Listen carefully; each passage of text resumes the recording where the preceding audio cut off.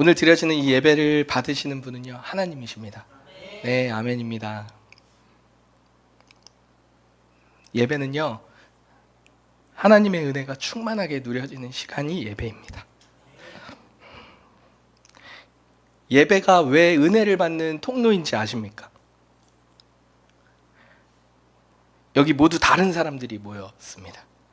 생김새도 다르고요, 살아온 삶의 모양도 다르고요, 삶을 살아가는 가치, 방식도 아마 좀 다를 거예요. 심지어 이름도 다르고요, 얼굴도 다릅니다. 같은 것 하나 없는 우리가 오직 예수 그리스도의 이름으로 모여서 하나의 목적을 가지고 찬양한다는 것, 저는 이것 자체가 이 시대의 놀라운 은혜, 이것이 왜 은혜일 수밖에 없는지는 분열된 사회의 시대 가운데 예수 그리스도의 이름 하나만으로 모여서 단 하나를 놓고 찬양하고 마음을 모을 수 있다는 건 저는 이 시대에 우리가 가질 수 있는 가장 큰 복이요, 은혜의 통로라고 믿습니다. 저는 이 더바인 교회가, 또 저희 교회가, 또 하나님이 부르시고 세우신 수많은 교회들이 이렇게 은혜의 통로로 하나님 앞에 쓰임받아지기를 간절히 바라고 소망합니다. 서로 다른 존재가 모여서 하나님을 찬양하고요, 하나님이 우리에게 나타내신, 말씀하신 그 성경의 말씀을 함께 경청하고 듣고 읽고 나눌 수 있다는 것만으로도요, 이미 충분한 은혜가 있는 줄 믿습니다. 그걸로 충분합니다. 무언가 더 놀랍고 엄청난 기대, 기적들 사실 소망하지요, 저희가. 그러나 그것보다 더 크고 놀라운 일들은요, 하나님의 말씀으로 충분하다라는 것입니다. 잠시 이 충분한 은혜가 이미 좀 선포되어졌고 같이 읽었으니까 이 부족한 사람의 이야기를 좀 나누면서 또 오늘 말씀을 같이 계속 이어가고 싶은데요, 제 소개를 좀 해보겠습니다. 저는 결혼 18년 차에 연상 연하 커플로 결혼한, 그리고 저희 집의 가정에는요, 그 6인 가족이거든요. 아내와 저와 첫째 딸, 둘째 딸, 셋째 딸, 넷째 딸. 그래서 저는 아들은 없어요. 딸만 4명 해가지고 6인 가족으로 살고 있습니다. 그리고 저의 주된, 평소에 제가 타고 다니는 주된 교통수단은 전기 오토바이입니다. 그래서 무슨 목사가 오토바이를 타고 다니냐 이럴 수도 있지만 저는 그게 가장 편하고 가장 행복합니다. 그리고 저는 신논현역에 있는 오디너리 교회라는 교회의 담임 목사입니다. 개척한 지 이제 5년 차 되었어요. 그리고 저는요, 예술과 문화에 관심이 너무 많습니다. 특별히 예술을 하는 사람들에 대한 마음이 각별합니다, 저 개인적으로. 사실 예술 하면요, 되게 멋지고 우리가 좀 닮고 싶어 하고 그런 모습을 가진 사람들이 예술하는 사람들이잖아요. 그런데 물질과는 좀 다소 거리가 먼 것도 사실 예술을 하는 사람들이기도 해요. 그럼에도 불구하고 하나님 주신 은사로 꿋꿋이 그 하나님이 주신 창조성을 가지고 이 땅을 살아감으로 창조에 대한 열망으로 많은 사람들에게 유익을 전해준다는 것은 되게 놀라운 일이더라고요. 그래서 저는 예술하는 사람들을 존경하고 또 격려하고 지지하는 것에 저는 목회적인 방향도 함께 있습니다. 그래서일까요? 저는 한 영혼에 대한 관심이 많거든요. 목회를 시작할 때 저 오늘 오고 나서 진짜 최혁평 목사님 이게 엄청나다. 진짜 너무 감동이 좀 됐어요. 너무 진실함 가운데 기도하시면서 준비하는 이 개척을 하고 이 2년의 시간을 지나가시면서 준비하는 이 과정에 이런 진실함이 곳곳에 너무 묻어 있는 거예요. 근데 이게 너무 대단하다. 근데 저는 사실 개척할 때 이런 진실함 또는 그 갈망함은 있었지만 그 진실함 가운데 무언가 이렇게 뛰어난 통찰력, 말씀 이런 게 사실 없었어요. 누가 얘기하는 목회적 철학, 목회 철학이라고 하죠. 저희 교회는 어떤 교회입니까? 라고 소개하자고 하면 그냥 억지로 그때 있는 마음들 나누고, 그렇다고 그러면 저희 교회가 이상한 교회냐? 그렇지는 않은 것 같아요. 저희 교회 이름은 좀 이상한데 이상한 교회는 아니거든요. 목회 철학 이런 게 별로 없었어요. 그냥 이 교회가 어떤 교회가 되길 원했냐면 한 영혼을 소중히 여기는 교회, 한 가정을 소중히 여기는 교회, 그거면 되지 않을까라는 마음으로 교회를 개척했습니다. 저도 큰 교회에서 사역했거든요.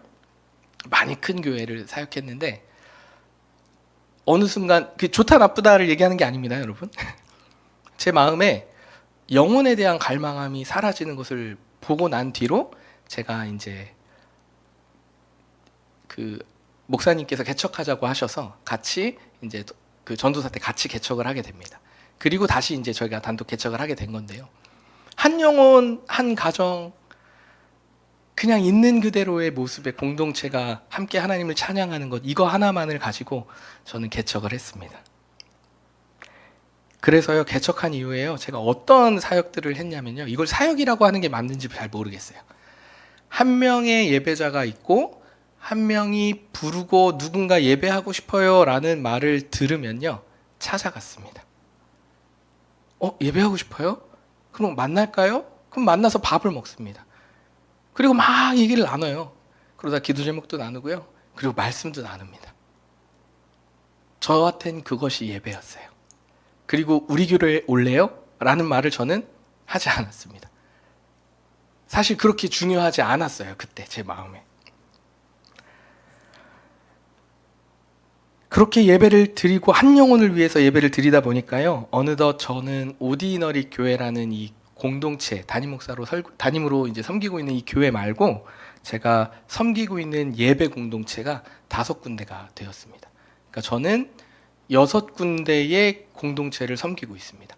물론 이제 담임 사역은 제가 오디너리 교회에서 하고 있지만 한 달에 한 번씩 또는 한 달에 2번씩 이렇게 돌아다니면서 예배 공동체를 섬기고 있습니다. 어떠한 선택을 할 때는요, 결과라는 것이 존재합니다. 그 결과에는요, 반드시 선택이 필요합니다. 내가 오늘 무엇을 먹을까를 결정했으면요, 그 결과 선택에 대한 맛있다, 맛없다, 실패했다, 괜히 먹었다, 이런 어떠한 결과들이 존재합니다. 조금 더 교회라는 언어로 표현을 해보면 열매라고 표현을 하죠. 예수를 믿겠다고 결정을 했으면요, 예수를 믿는 삶에 대한 결과, 열매가 내 삶에 나타나게 되어 있습니다. 잠시 제 이야기를 나눴지만 동일하죠. 선택에는요, 결과라는 게, 열매라는 게 존재해요. 연상의 아내와 만나니까요, 결혼을 일찍 서두를 수밖에 없었겠죠. 연애를 할 때부터 내가 이 사람을 만나서 결혼하고 싶은데 라는 마음을 먹었을 때 이미 제가 어떤 마음으로 고백을 했었냐면, 결혼을 해야겠다. 저의 결정에 결과, 열매가 따라오는 거예요. 그래서 일찍 결혼했더니요, 하나님이 또 복을 주셔가지고 자녀를 4명이나 주셨더라고요. 요즘 또 이것도 조심스럽긴 하던데. 네. 그리고 제가 사실은 일정 소화를 하기 위해서 오토바이를 타기 시작했거든요. 사실은 개척했을 때 여차해서 우리 교회가 좀 재정적으로 어려우면 배달이라도 해야지라는 마음으로 사실 오토바이를 샀고, 근데 아직 배달을 해본 적은 한 번도 없어요. 하나님의 은혜이기도 합니다. 근데 이 오토바이를 타기로 결정했다라는 건요, 이것을 선택했다라는 건 결과가 따라와요. 무슨 결과죠? 오토바이는 위험하다. 오토바이는 사고가 한번 나면요, 그냥 접촉사고의 개념이 아니잖아요. 좀 크게 사고가 날 수 있는 위험 요소가 높잖아요. 그러니까 나의 선택은 항상 결과, 열매라는 게 존재한다는 거예요.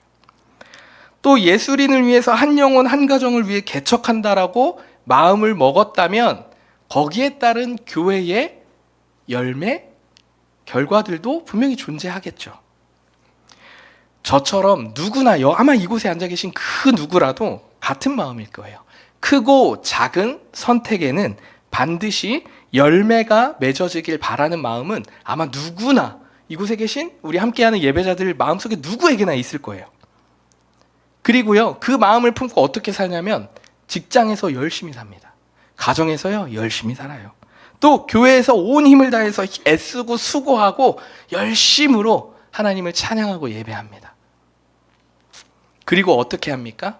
열매 맺어지기를 소망합니다. 그런데 그렇게 열매가 아름답게 짜잔 하고 맺어지면 얼마나 좋겠어요. 그런데요, 삶에서 아무런 변화가 없다고 느껴질 때가 있나요, 없나요? 있어요. 그때 큰 상실감이 찾아옵니다.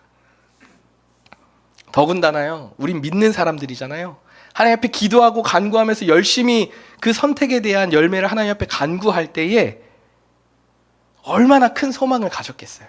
그런데 그 소망이 아무런 내 삶의 변화로 나타나지 않을 때, 그렇게 1년, 2년, 3년, 때로는 몇십 년까지 흘러갈 때 무기력과 큰 상실감과 그 말로 형언할 수 없는 깊은 무게를 가지고 우리는 삶을 살아간다라는 것입니다. 무슨 얘기예요? 몰라서 못 사는 게 아니라는 겁니다. 알고 살아봤지만 내 뜻대로 열매가 맺어지지 않더라라는 것입니다. 이러한 삶이 반복되면요, 어떻게 될까요? 조급하게 됩니다. 열매를 맺고 싶으니까요. 스스로를 더욱 채찍질해요. 달려! 성준아, 달려야지! 그리고 어떻게 합니까? 통제하기 시작합니다. 잘 달리려면 준비가 돼야 되고, 더 잘 달리고 싶어서 내 스스로 나의 시간, 나의 환경을 컨트롤하기 시작합니다. 어떻게 해요? 건강함의 컨트롤의 수준을 넘어서 강박적으로 관계와 삶의 모든 것들을 다 나의 기준과 나의 시간과 다 내 것이니까 다 컨트롤하기 시작합니다. 왜요? 조급하고 열매가 맺어지지 않으니까요. 그렇게 우리는 신앙생활을 지속합니다. 어떻게 해요? 하나님께 기도하지만요, 하나님 없는 기도를 드립니다. 생존을 놓고 기도하는데요, 생존을 주관하실 하나님은 없는 거예요. 하나님께 집중하면서 내 삶에서 말씀하신 하나님 말씀 앞에 귀를 기울이는 시간보다 더 계획적으로 내 삶을 통제하기 시작합니다. 왜요? 내 시간이니까. 나의 것이니까. 그렇게 점점 스스로 통제하는 삶에 익숙해져 갑니다. 저는 이런 삶의 패턴이 우리가 살아가는 이 현실의 모습이 아닐까라는 생각을 해봅니다. 저는 그래서 오늘 우리가 예배를 드리면서 함께 생각하고 질문해 보아야 할 것이 있다고 생각해요. 정말 내 삶에 열매가 없는 것인지, 아니면 내가 원한 열매가 아니어서 열매라고 여기지 못하고 인정하지 못하고 있었던 것인지, 오늘 예배를 통해서 또 말씀을 통해서 우리가 한번 내 삶을 돌아보는 그런 귀한 은혜의 시간 되기를 소망합니다. 오늘 본문을 보니까요, 우리의 이 질문에 앞서서 너무 놀라운 사실이 발견된다라는 거예요. 성경은 열매가 맺혀지며 나와 상관이 없다고 말하고 있다라는 겁니다. 오늘 본문 27절에요. 씨가 나서 자라되 어떻게 그리 되는지를 알지 못한다라고 말하고 있습니다. 그리고 이어서 28절은요. 땅이 스스로 열매를 맺는다라고 말한다는 거예요. 이 비유적 표현은요. 어떤 의미일까요? 하나님의 주권에 대한 이야기입니다. 심기워진 씨가 자라나서 열매를 맺는 것은요. 철저하게 하나님의 일하심, 하나님의 주권적 영역이라는 것입니다. 우리가 만약 작은 씨라고 얘기를 해볼까요? 여기에 우리 수많은 씨들이 있는 거예요. 근데 이 씨가 심겨졌어요. 그러면 자라나고 열매를 맺고 싹 이삭이 나는 이 과정은요. 하나님의 돌보심, 하나님의 영역, 하나님의 일하심이라는 것이죠. 하나님께서 우리 한 사람 한 사람을 사랑으로 돌보시고 자라나게 하시는 유일한 분이라는 것을 오늘 성경은 얘기하고 있다는 거예요. 하나님의 일하심으로 우리를 통해 열매 맺고자 하시는 그 뜻이 명확하게 있다는 거예요. 저는 오늘 이 귀한 말씀이 우리 마음에 새겨져서 영에 새겨져서 믿음으로 고백하는 삶으로 이어져 가기를 소망합니다. 이 귀한 믿음, 말씀대로 이 귀한 믿음으로 살면요, 인생은 너무 단순해요. 하나님이 하실 거니까. 그렇죠? 단순하니 참 좋은 것 같습니다. 그런데 실제로 우리의 삶이 아까 어떻다 그랬어요? 너무 단순하고 아는데 안 된다는 거예요. 단순히 살고 싶은데 단순히 사는 게 안 되는 것입니다. 하나님이 스스로 열매 맺게 하실 거야 라는 거 알고 기도하고 간구하며 우리의 삶을 살아내지만, 이 믿음으로 살면서 더 소망과 기쁨과 감사가 막 나타나면 참 좋겠는데, 그것보다 우리는 또 다른 질문이 생각나요. 어떤 질문이에요? 왜 열매가 없지? 도대체 왜 열매가 없지? 언제까지 이렇게 믿음으로만 살아야 하지? 왜 목사님은 기도하라고만 하지? 왜 목사님은 말씀의 능력이 있으니 그렇게 살면 된다고 하지? 그런데 여러분, 최욱표 목사님은 모르겠는데 저는 이렇게 얘기해놓고 뒤에 가서 주여 어떻게 합니까? 저도 너무 힘들어요 해요. 저도 주님 죽겠습니다. 왜 열매가 없죠? 저도 해요. 저가 부족하지만 하나님의 말씀은 부족하지 않습니다. 말씀으로 충분합니다. 제가 개척한 지 5년 됐다 말씀드렸잖아요. 개척하고 한 영혼을 소중히 여기자는 마음을 놓고 기도했습니다. 그렇게 예배가 필요한 곳이면 열심히 가서 예배를 드리니까 공동체가 5개가 세워졌잖아요. 처음에 어떻게 시작했을까요? 귀한 마음으로 시작했어요. 하나님 주신. 저는 이것을 복음의 빚진 자라고 표현하고 싶은데요. 이걸 해서 무언가 얻기 위함이 아니었어요. 내가 받은 사랑이 너무 크니, 복음의 빚진 자로 살고 싶으니, 내가 이 세상의 모든 아픔을 다 내가 할 수 있는 건 없으니 내 주변에 있는 한 영혼, 그 한 영혼이 필요하다면 같이 가서 울고 같이 가서 웃어보자. 이거 하나로 시작한 것이 예배였어요. 귀한 마음으로 시작된 것이라는 거예요. 그런데 말이 쉽지요.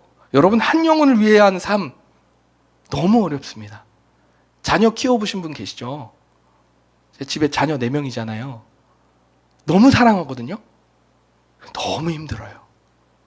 너무 말을 안 들어요. 내 뜻대로 되는 게 하나도 없습니다. 이 자녀들이.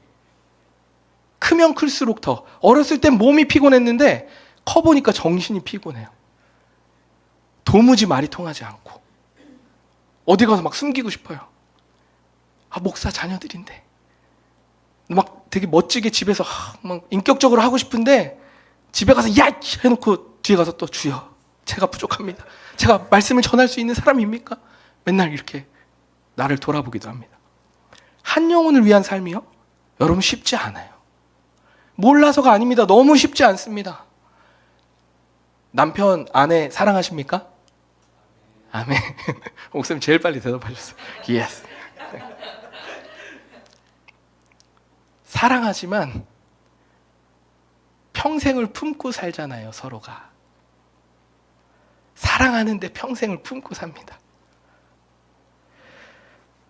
한 영혼을 위한 삶 너무너무 어렵다는 거예요. 제가 한 영혼을 위해서 그렇게 예배하기 시작하는데요, 순간순간 인간적인 마음이요 불쑥불쑥 올라오는데요. 여러분, 그 베놈이라는 영화 보셨어요? 베놈? 베놈에 보면 그 안에 이렇게 그 괴물이 한 명 같이 살잖아요. 걔가 막 자기 시도 때도 없이 막 튀어나오잖아요. 막 나왔다 들어가잖아요. 한 영혼을 위한 삶을 살 때 갑자기 그럴 때가 너무 많아요. 갑자기 얘가 막 들어갔다가 들킬까 봐 빨리 넣어야 돼요. 목사가 그러면 안 되지 하고 막 갖다 넣어야 되는 거예요. 생각해 볼까요? 제가 이렇게 산다고 유명한 목사가 됩니까? 초대해 주셔서 너무 감사합니다. 저는 유명한 목사가 아니거든요.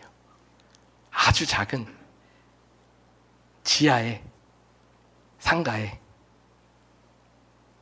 우리 아이가 있어서 얘기 못하겠지만 좀 많이 어두운 어둠의 그 터전에 있는 곳에 교회를 세웠습니다. 이렇게 한다고 제가 유명해지면 좀 좋았을 것 같아요. 근데 유명해지지도 않아요. 그렇다고 저희 교회에 막 복을 주셔서 예배자가 막 늘어나면 너무 좋겠죠. 그러지 않아요.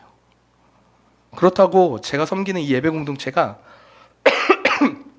또 능력이 막 하나님의 임재가 막 성령께서 막 부어주시는 은혜가 가득해서 막 예배자들이 막 늘어나는 거, 그것도 그렇지 않아요.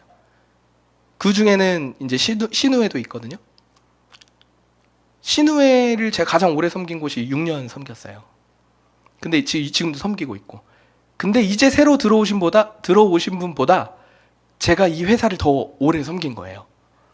그래서 제가 막 소개해 드려요. 여기가 어디라고 막 이렇게. 그리고 여기 계셨던 분들은 한영훈 예배니까 막 이렇게 예배 잘 하다가 이직하면 끝이에요. 안녕 하고 끝인 거예요. 조금 더 제가 솔직하게 좀 나눠드려 볼까요? 인간적인 마음으로 개척교회잖아요, 제가. 그리고 한영훈을 위해서 이렇게 예배하는 걸 우리 예배 공동체 사람들이 알 거 아니에요. 그러면 한 번쯤 개척교회에 와볼 수 있는 거 아닐까요? 아, 우리 목사님 이렇게 귀한 사역 하시는데 이 목사님 교회는 어떨까? 하고 여러분은 오고 싶겠어요? 안 오고 싶겠어요? 가고 싶을 것 같으시죠? 근데 한 번을 오질 않아요. 각자가 섬기는 교회 공동체가 또 있으니 뭐 그럴 수도 있을 것 같아요. 저희 교회 올 생각을 하지 않습니다. 무슨 얘기예요? 누가 알아주는 것도 아니고 이름도 없고 열매가 맺어지는 것도 아닌데 내가 왜 이렇게까지 살아야 하나? 이런 질문이 믿음의 삶 가운데 계속해서 찾아온다라는 것입니다. 분명 내 삶의 열매를 바라고 시작한 것이 아닌데 그런데 어느 순간 제가 열매를 바라보고 있더라는 것입니다. 기대가 생긴다라는 거예요. 섭섭함이 생기더라고요. 열매가 없으니까요, 자꾸 답답하고 궁금한 거예요. 복음의 빚진 자의 삶의 본질이 달라진 것입니다. 분명하게 시작은 하나님의 말씀 앞에 반응하였고 나를 사랑하시는 예수 그리스도의 사랑 앞에 은혜에 너무 감격한 기쁨의 반응이었어요. 감사였고 기쁨이었고 쓰임받을 수 있음에 오직 감사, 그것으로 충분했습니다. 그래서 열심히 때를 얻든지 못 얻든지 한 영혼을 위해 달린 거예요. 그렇게 저는 씨를 뿌리면서 지금까지 목회를 하고 있습니다. 자, 그렇다면 이제 이 삶 가운데 열매가 맺어졌을까요? 자, 대답 한번 해봐 주세요. 열매가, 네, 역시 우리 목사님 참 위로가 됩니다. 최우표 목사님 만날 때마다 막 마음이 막 벅차요. 네, 죄송합니다 목사님. 아니요. 열매는 우리가 알고 있는 어떠한 보여지는 것의 열매라고 표현을 한다면, 열매의 기준이 보여지는 것이라고 한다면 그렇게 풍성해지지 않았습니다. 보란 듯이 열매가 막 맺어지는 그런 놀라운 기적이라고들 표현하는 그런 일들은 일어나지 않았습니다. 대신 저는 이 과정을 통해서 열매를 평가하는 기준이 달라졌습니다. 내가 이렇게 해야 열매라고 여겨졌던 그 열매의 기준이 달라지더라고요. 보여지는 결과가 아니라 보이지 않는 열매도 있다는 것을 알게 되었습니다. 내 생각이 달라지고 내 마음이 달라지고 저 친구 어떻게 하지? 하고 막 욕이 나올 것 같은 거를 주여 나는 복음의 빚진 자입니다 하고 예전에는 2번만 참았던 걸 5번 참아보는 거, 이것도 열매더라고요.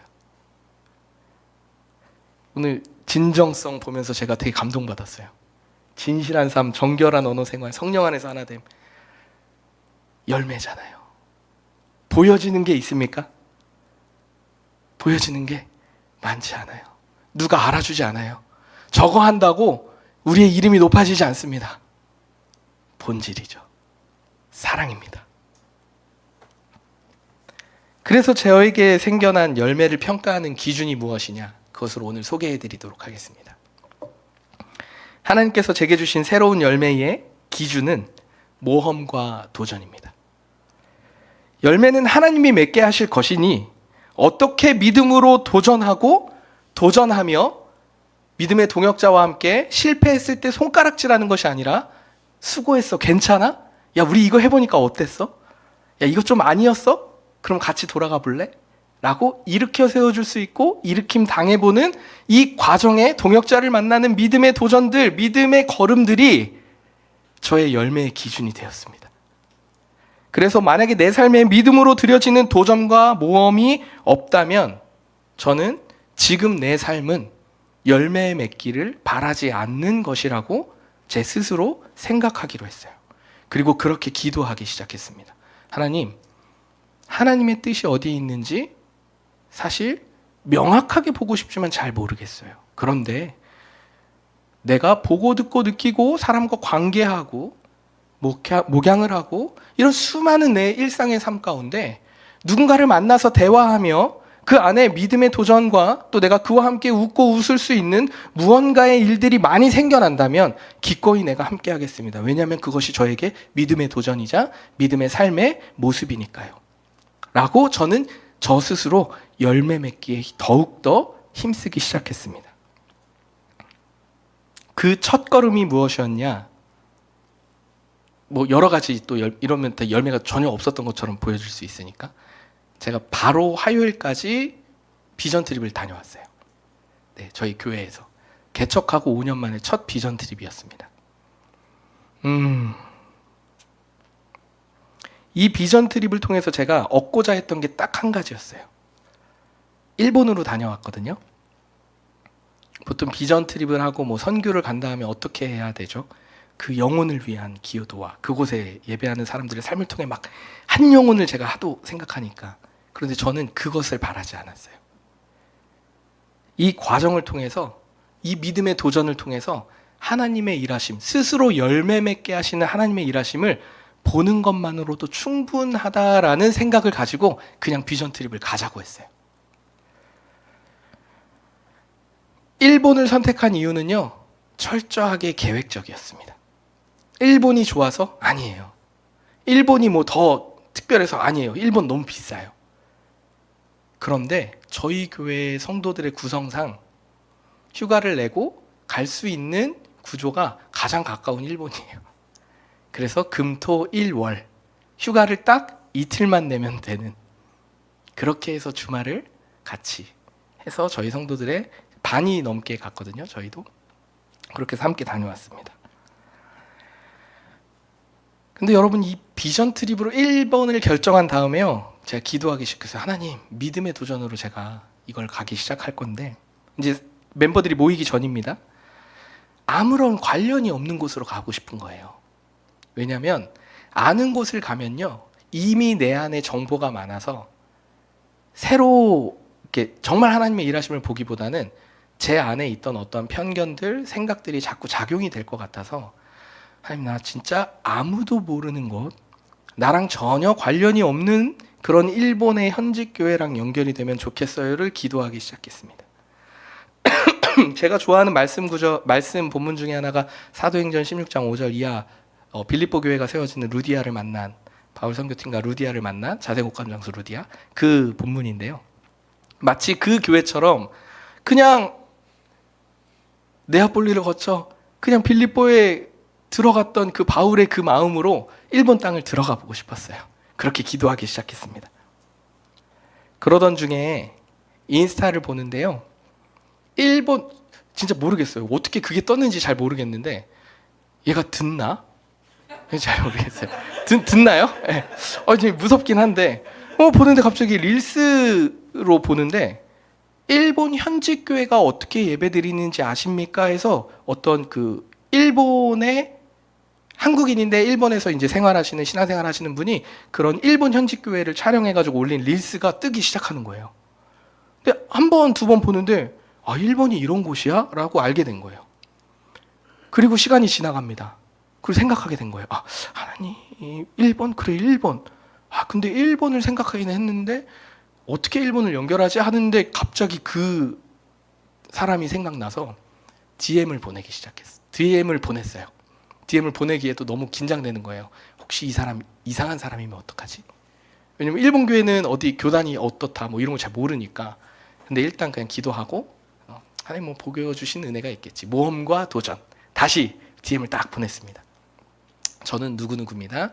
어느 교단에 어떻게 사역하고 있고 쭉 보냈어요. 그랬더니 정말 오래되지 않아서 뭐 한 시간인가 만에 이렇게 답장이 왔어요.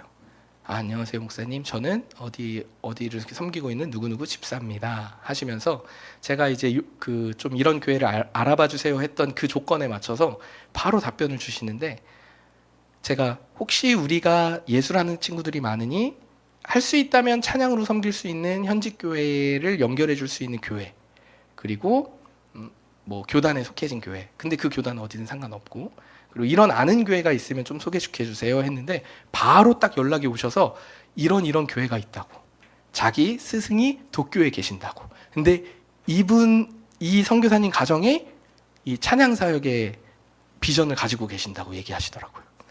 여기다. 그리고 바로 광고를 냈습니다. 비전 트립 갑니다. 신청하십시오.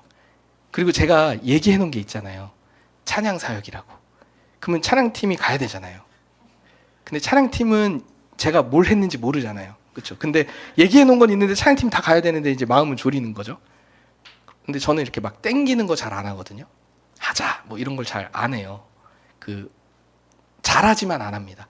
왜냐면 제가 참으로 인격적이지 못한 사람이어서 한번 땡기기 시작하면 막 하이에나처럼 물고 뜯어가지고 다 상처받는 것 같아요. 제가 안 하긴 하는데 기도만 했습니다. 그런데 찬양팀이 다 가게 된 거예요. 다 신청했어요. 중간중간 한번 찔러보긴 했어요. 거기 되게 좋대. 찬양하기도 좋은 것 같고 뭐 이런 표현들을 했었죠. 기도한 대로 응답되어지기 시작하더라고요. 사람이 많이 가서가 아니에요. 이제 뭔가 되어지니까 하나님이 뜻을 이루실 차례잖아요. 저는 씨를 뿌린 거잖아요. 믿음의 도전을 했잖아요. 하나님이 열매를 맺게 하셔야 되잖아요. 갈 수밖에 없는 상황을 만드셔야 되잖아요. 그리고 첫 비전 트립인데 얼마나 큰 은혜가 있어야 되겠습니까? 그런데요, 숙소 사기를 맞은 거예요.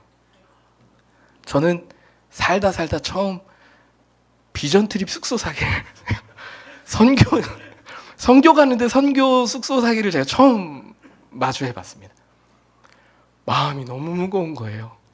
누구에게도 말할, 제가 예약한 건 아니지만 저희 집사님이 예약하셨는데 집사님이 목사님 어떡하죠?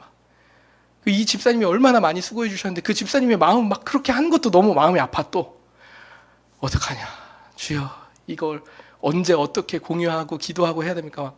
하나님 다 열어주셔놓고 숙소 사기가 웬 말입니까? 결과적으로 말하면 너무 기니까 결과적으로 숙소 사기가 10,000원 빼고 다 돌려받았어요. 여러분, 일본도 사기가 있더라고요. 조심하십시오.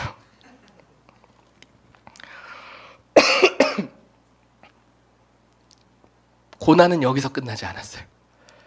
요즘 전쟁 났잖아요. 전쟁 이제 19일 오늘 협상됐나요? 잘 못 봤는데 그것 때문에 유가가 문제가 돼서 해외로 나가는 비행기가 많이 취소되는 거 아세요? 라오스 그 비행기가 왕복이 80만 원이 됐거든요.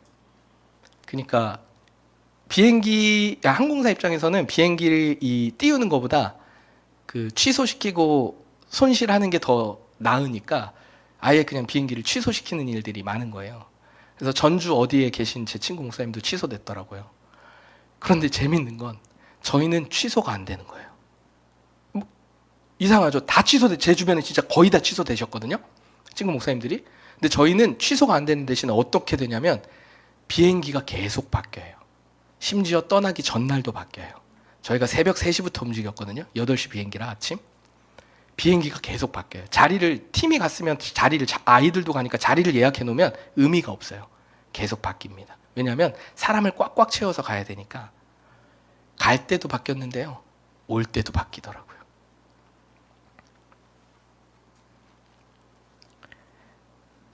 여기서 열매가 무엇이죠, 여러분? 열매가 무엇입니까? 저는 이게 하나님의 일하심을 보는 눈이라고 생각합니다.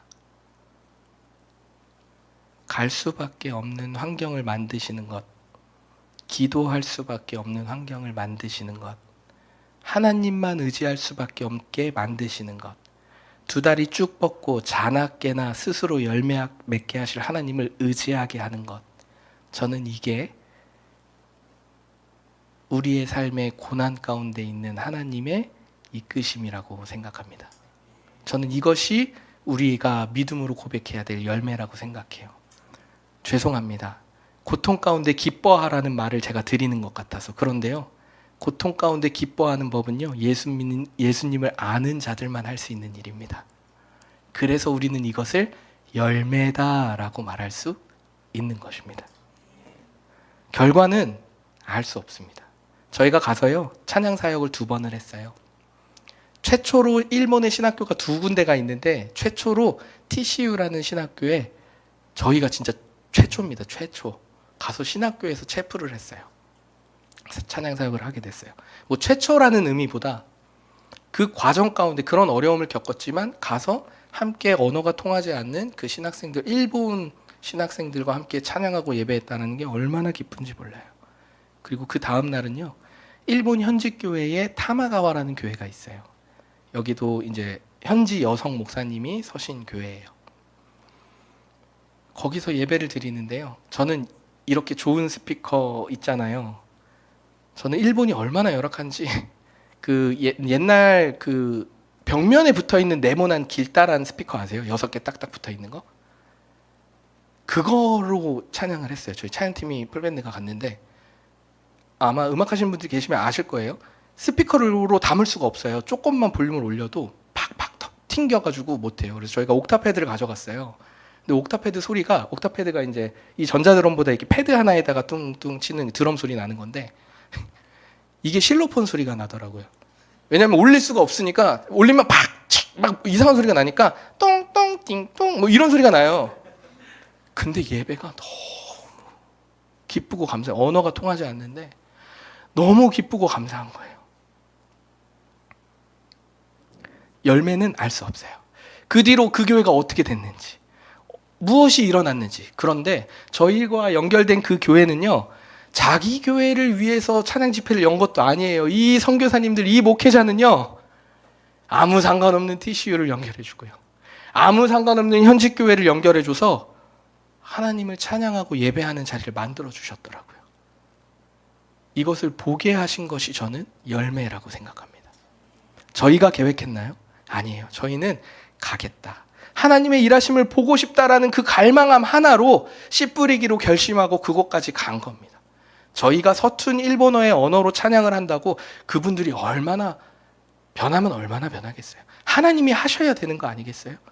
그런데 저희가 그냥 각자 수고하고 애쓰고 기도하는 가운데 거길 갔다는 이유 하나만으로 그분들이 고마워하고 감사해하고 어떻게 하면 더 예배에 집중할까를 고민하게 되시더라고요.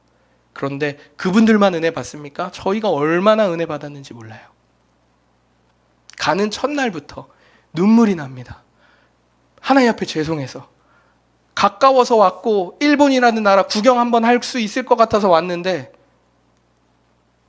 이 간증하는 사람들의 이야기를 들어보니 막 영혼에 대한 마음이 불일 듯 일어나니까 너무 감사해서 할 수 있는 게 없더라고요. 아무것도 안 해도 되겠다는 생각이 들더라고요. 그래서 실로폰 소리 나도 우리는 웃으면서 찬양했어요. 아무 문제가 되지 않더라고요. 제가 했던 모든 사역 중에 제가 찬양 노래를 전공했습니다. 찬양 사역을 그렇게 많이 오래 했는데도 이렇게 행복하고 아무 문제 없이, 갈 때까지는 어려웠지만 현지에서 하나님 찬양하고 예배하는데 아무 문제 없이 진행된 건 처음이에요. 모험을 했습니다. 도전을 했습니다.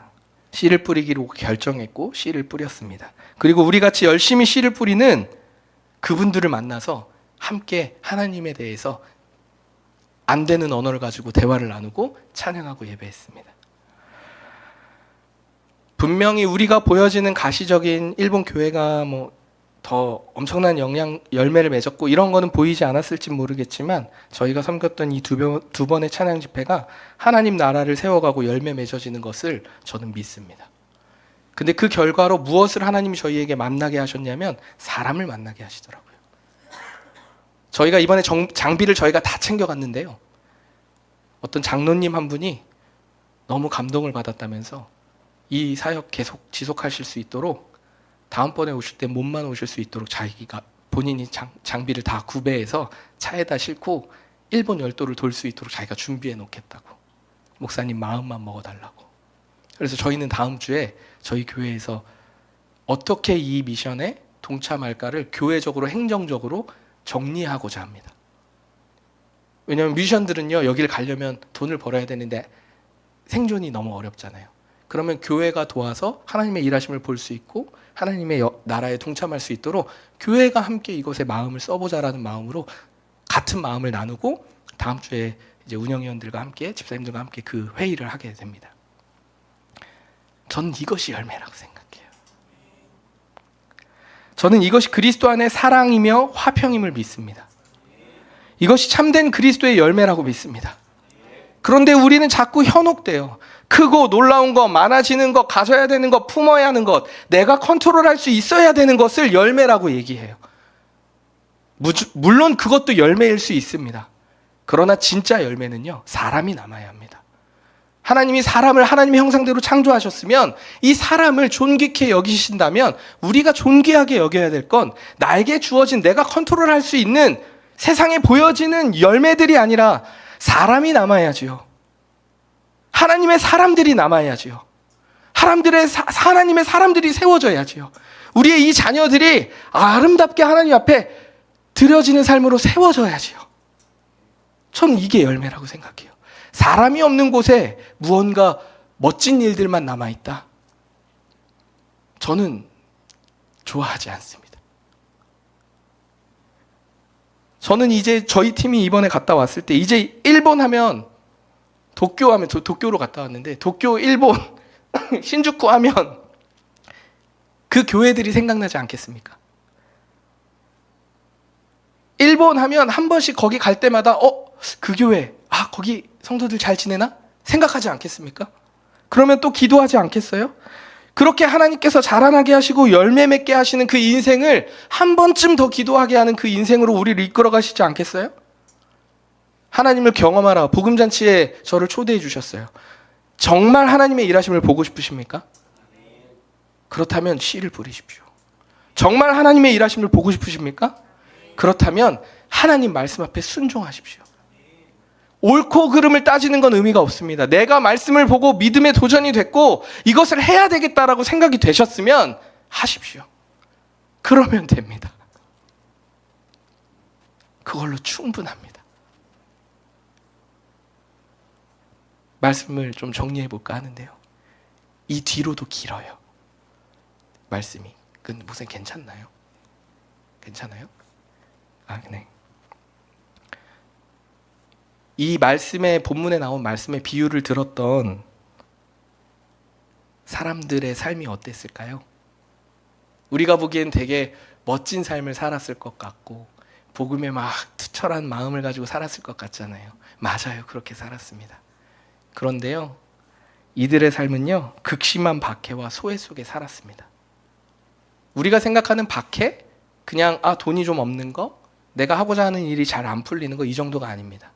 사회적으로, 환경적으로 삶을 존재하는 것, 이 생존이라는 벼랑 끝에 서서 그냥 버텨야 되는 것밖에 안 되는 그런 상황 속에 있었던 사람들이에요. 네로 황제의 그 핍박과 치하 속에서 얼마나 고통받았는지 몰라요. 이 시대와 비슷하죠. 우리 많은 분들이 사실 벼랑 끝에 서 있지 않습니까? 우리가 돈을 벌어서 내 입에 풀칠하고 자녀들 먹이고 사는 거 너무 어렵습니다. 경제 성장률이 떨어지고 있잖아요. 산업이 아무리 열심히 해도 우리는 산업 성장률이 떨어지고 있잖아요. 20년 전 은행에 넣어서 이자 20%, 30% 받는 시대가 아니잖아요. 너무 어렵습니다. 벼랑 끝에 선 거예요. 그런데 이 본문에 나오는 이 이야기를 듣는, 씨를 뿌리고 스스로 열매 맺게 한다. 농부가 씨를 뿌리면 싹이 나고 이삭이 나오는 그 과정에 하나님이 돌보시는 은혜가 있다라고 이 말을 듣는 그들의 마음과 심정을 생각해 보십시오. 여러분, 우리에게까지 복음이 전해질 때까지요, 어떻게 복음이 전해졌습니까? 사도행전 1장 8절 예루살렘과 온 유대와 사마리아와 땅끝까지 이르러 내 증인이 되리라. 이 말씀이 이루어지는 과정을 여러분 사도행전을 보세요. 한번 쭉 묵상하시면서 보십시오. 고통받으면서 자신의 가족이 다 죽어가는 것을 보면서 어쩔 수 없이 그 핍박 가운데 도망치면서 복음을 전했던 사람들이에요. 그렇게 목숨을 걸고 복음을 전했던 삶의 여정을 통해서 우리에게까지 복음이 전해졌다라는 거예요. 하나님의 일하심을 보고 싶으십니까? 아멘. 그렇다면 어떻게 살아야겠습니까? 하나님의 일하심을 보고 싶다면 하나님의 말씀 앞에 반응하는 삶이 씨를 뿌리는 그 현장에 내가 있어야 되지 않겠어요? 씨를 뿌리고자 하는 마음이 없는데 어떻게 씨를 뿌리고 열매 맺는 걸 볼 수 있겠습니까? 한 게 없는데. 복음에 빚진 자들만 할 수 있는 일이에요. 여러분, 믿음을 어떻게 생깁니까? 복음 들음으로 나잖아요. 누군가의 말씀을 듣거나 누군가가 전해준 성경책, 누군가가 읽어준 성경 구절 하나에 말씀에 감동이 되어지고, 그래서 내 인생 어떻게 살아볼까? 공동체를 통해서 교회의 문을 두드려 봐서 이 자리에 나와서 예배하며 공동체 안에 서로 다르지만 사랑을 배워가는, 복음의 빚진 자로 살아가는 그 과정을 통해서 우리가 열매 맺어지는, 그 하나님의 사람으로 빚어지는 아름다움을 보게 되는 거 아니에요? 그렇다면 뭐 해야 되겠어요? 씨 뿌려야지요. 그런데 누군가 묻습니다. 하나님 스스로 열매 맺게 하신다는데 굳이 열심히 씨를 뿌려야 합니까, 목사님? 알아서 하나님 어차피 통치하시고 이미 승리하신 일인데 우리가 그렇게 열심히 한다고 뭐가 되겠습니까? 라고 질문하시는 분도 계실 거예요. 그런데요, 농부가 하는 일이 뭐죠?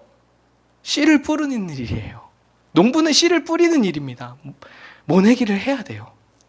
복음의 빚진 자는 뭐죠? 복음을 전하는 삶이에요. 복음을 전하는 삶의 모양과 방식은 다를 수 있으나 본질상 우리의 삶은요, 복음의 빚진 자의 삶으로 살아내야 된다는 거예요. 저는 그것이 열매 맺는 삶의 가장 기본 환경이자 문화 경작이라고 생각합니다. 농부가 씨를 뿌립니다. 그리고 자라게 하시고 열매 맺게 하실 하나님을 믿으면서 자고 깨듯 일상의 삶을 씨 뿌리는 삶으로 사는 거예요.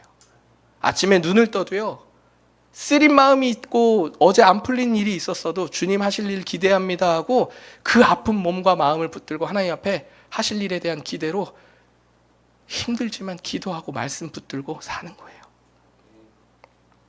예수님의 마음을 품고 자고 깨는 일상을 감사와 기쁨으로 고백하며 살아내는 것, 그리고 때를 얻든지 못 얻든지 복음의 빚진 자로 사랑을 전하고 실천하며 살아가는 것, 저는 이것이 열매 맺는 삶인 줄 믿습니다. 하나님께서 우리를 하나님의 일하심으로 우리를 부르신 이유가 거기에 있습니다. 하나님께서 이 놀랍고 영광스러운 일에 우리를 초대하신 거예요. 더바인 교회를 초대하신 것입니다. 항상 열매 맺는 교회가 되게 하시는 이유는요, 하나님의 뜻이 있기 때문이에요. 단순히 이 교회에 사람이 많아지길 원해서가 아닙니다. 단순히 그냥 우리 교회에 사람이 많아지거나 우리가 뭔가 꿈꾸던 일이 일어나는 걸로 우리가 생각하면 착각하시면 안 돼요. 진짜는요, 하나님이 열매 맺게 하신다는 거예요. 우리는 복음에 합당한 삶을 살아내기만 하면 됩니다. 그게 우리가 할 수 있는 최선이자 최고의 순종인 줄 믿습니다. 더욱 놀라운 것은요, 농부가 잠을 자고 깨는 것마저 하나님이 돌보신다는 거예요. 두 다리 뻗고 어떻게 자요? 만약에 하나님이 열매 맺게 하실 것이라는 기대가 없었다고 생각해 보십시오.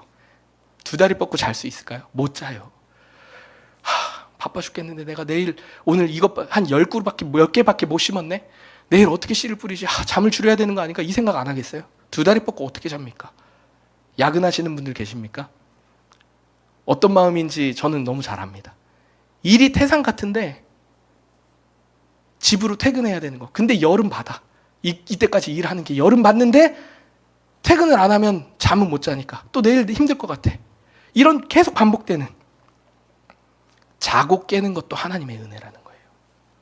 잠을 두 다리 뻗고 자고 열매 맺게 하시고 풀어내실 것이 하나님이라는 건 믿음의 신뢰의 삶이 있으면 두 다리 뻗고 잘 수 있다는 거예요. 이 믿음이 우리 안에 충만하기를 소망합니다. 그 은혜의 여정에 우리를 초대하고 있습니다. 복음의 씨앗이 우리의 삶을 통해 널리 퍼져나가기를 소망합니다. 오늘 하나님께서 우리에게 말씀하시는 거예요. 나는 너희를 구원하여 낸 여호와야. 오늘 찬양의 고백에 그 가사가 있더라고요. 나는 포도나무요 너희는 가지라. 그가 내 안에 내가 그 안에 거하면 사람이 열매를 많이 맺나니 나를 떠나서는 너희가 아무것도 할 수 없음이라.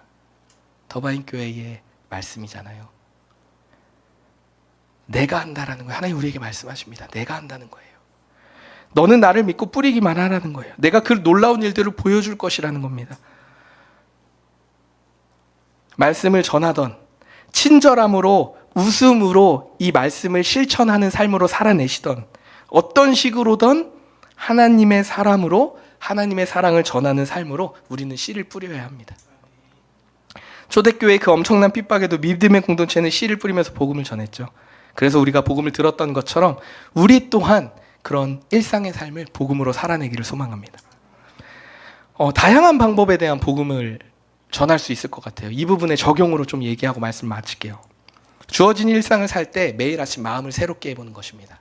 저희가 선교 숙소를 사기를 맞고 비행기표가 계속 바뀌고 또 재정이 마련되지 않아서 어려움을 겪고 있을 때 제 안에 항상 기도했던 것이 있습니다. 마음을 새롭게 하는 거예요. 아침, 점심, 저녁으로 때가 기억이 날 때마다, 불안이 찾아올 때마다 항상 기뻐하라. 쉬지 말고 기도하라. 범사에 감사하라. 생각날 때마다 주변의 동역자들에게 기도 요청하는 거예요. 어려운데 나 기뻐하기로 결정했습니다. 기도해 주시겠어요? 더 놀라운 건 찬양팀이 갔으면 되게 멋지게 해야 되잖아요. 저희 찬양팀 모두가 감기에 걸렸어요. 심지어 준비한 것을 제대로 하지도 못했어요. 저희가 다 전공하는 친구들인데 목이 너무 아파서 소리가 안 나서 그 노래를 부르지도 못했어요. 그래서 안 부르는 걸로 하고 송 리스트를 뺐음에도 불구하고 예배 중간에 목사님 그래도 제가 해볼게요. 그래서 아무 소리가 안 나는 광야를 지나며를 부르는데 왜 나를 이렇게 부르기 시작했어요. 잘하고 못하고가 중요한 게 아니라 모든 사람이 그 고백이 어떤 고백인지 함께 나누게 되더라고요. 마음가짐을 새롭게 하는 것이 열매 맺는 첫걸음입니다. 복음의 씨를 뿌리는 첫 작업은요, 내가 그리스도의 마음을 품는 것입니다. 일을 하는 목적을 새롭게 하는 거예요. 예배하는 목적을 새롭게 하는 겁니다. 하나님의 사랑으로 하는 모든 것을 내 삶에 곳곳에 심어보는 거예요. 저는 이게 복음의 씨를 뿌리는 작업이라고 생각해요. 그 삶은 반드시 하나님 앞에 쓰임받는 줄 믿습니다. 또 하나가 있어요. 뭐가 있을까요? 내 주변에 내가 관심 갖는 자들에게, 그 자들이 내가 보기에 하나님 나에게 허락한 소외된 자인 거예요. 단순히 돈이 없고 어렵고 힘든 사람들만이 소외된 자가 아니라 내가 보기에 이 사람들이 관심이 자꾸 생겨. 그러면 나에게 있어만큼은 하나님이 나에게 허락하신 소외된 자인 거예요. 다가가서 손을 내밀어야죠. 그 사람을 보고 내가 할 수 있는 게 없으면 눈이 마주쳤을 때 어떻게 해요? 활짝 웃어야지요. 눈웃음 한번 하면서 인사 한번 해보는 거죠. 저는 이게 복음의 씨를 뿌리는 일이라고 생각해요. 생존을 위한 개인주의적인 삶을 깨고 나와서 함께 웃고 함께 웃는 것, 함께 우는 것, 이 자리에 오신 우리 성도님들, 예배자들 너무너무 축복합니다. 제가 오늘 찬양하는데 너무 눈물이 나는 거예요. 너무 감사한 거예요. 예배의 능력이 없다라고 얘기하는 이 시대에 기도하는 자들이 있고요, 찬양하는 자들이 있고요, 말씀 앞에 나아오는 자들이 있다라는 게 그냥 이걸로 충분한 은혜더라고요. 하나님이 너무 기뻐하실 것 같습니다. 그리고 마지막이에요. 예배하기를 멈추지 않으셔야 됩니다. 예배 없이 일에, 사역에 목적을 두기 시작하면요, 아무것도 되지 않습니다. 열매는 하나님이 맺게 하시니까요. 주야 밤낮으로 하나님께 감사와 사랑을 고백하는 삶이 되어지기를 소망합니다. 입술을 열어 찬양하는 거예요. 주님, 나를 사랑하시는 그 하나님께 감사와 찬양 올려드립니다. 나는 할 수 없지만 주님은 하실 수 있습니다. 주님, 돌들을 통해서도 찬양받으시는 분이 어찌 이 비천하고 매번 배신받게 할 줄 모르는 저를 이리 사랑하셔서 저의 찬양을 받고 싶어 하십니까? 이 고백 드리면서 하나님 앞에 감사하는 거예요. 저는 이것이 기쁨이자 예배이자 삶이라고 생각해요. 이 삶을 살아가는 사람들이 많이 늘어갔으면 좋겠습니다. 할 수 있다면 포도나무 하나님 앞에 붙어있는 자들이 많아져서 더 나아가서 환하게 웃는 사람들, 이 문을 열고 나갈 때 만나는 모든 사람에게 웃음을 지어줄 수 있는 사람이 100명, 1000명이 늘어가면 마을이 바뀌고 사회가 바뀌고 나라가 바뀌고 세상이 바뀔 것 같아요. 그 소망을 품은 우리들이 되길 소망합니다. 사랑하는 믿음의 동역자 여러분, 사랑의 마음을 듬뿍 담아서 권면합니다. 우리 함께 날마다 기쁨이 가득하여 하나님 나라를 위해 살아가는 삶으로 함께 살아냈으면 좋겠어요. 먼저 그의 나라와 그의 의를 구하라. 그리하면 이 모든 것을 너희에게 더하시리라. 말씀하신 이 주님의 말씀을 붙들고 신뢰하며 걷는 우리 모든 예배자들 되기를 축복합니다. 그리고요, 한 가지 더 중요한 건 권면드립니다. 서로 사랑하십시오. 서로 사랑하라. 그리하면 세상 사람들이 너희가 그리스도의 제자인 줄 알리라 하셨습니다. 내가 이거 했어요가 중요한 게 아니라 사랑하는 것을 통해서 사람들이 알게 됩니다. 저기는 내가 갖지 못한 결핍과 아픔을 서로가 품고 있네 라는 말이 들려지길 소망합니다. 다시 만날 날이 있을까요? 있겠죠? 네. 그렇게 되기를 함께 예배하는 날도 꿈꿔봅니다. 저희 오디너리 교회와 더마인 교회가 함께 예배하는 날도 한번 꿈꿔보고 싶어요. 그때 더 깊은, 더 많은 하나님의 일하심, 하나님을 경험한 이야기를 들려주셨으면 좋겠어요. 목사님, 저 그때 목사님 말씀 듣고 또 말씀 묵상하고 우리 교회와 함께 이 여정을 걸어가는데 하나님의 일하심을 보려고 제가 씨 뿌리기로 결심하고 아주 작지만 그렇게 나가기 싫은 회사에 웃으면서 나가서 했더니 놀라운 일이 일어나더라고요. 수많은 이야기들이 들려지길 소망합니다.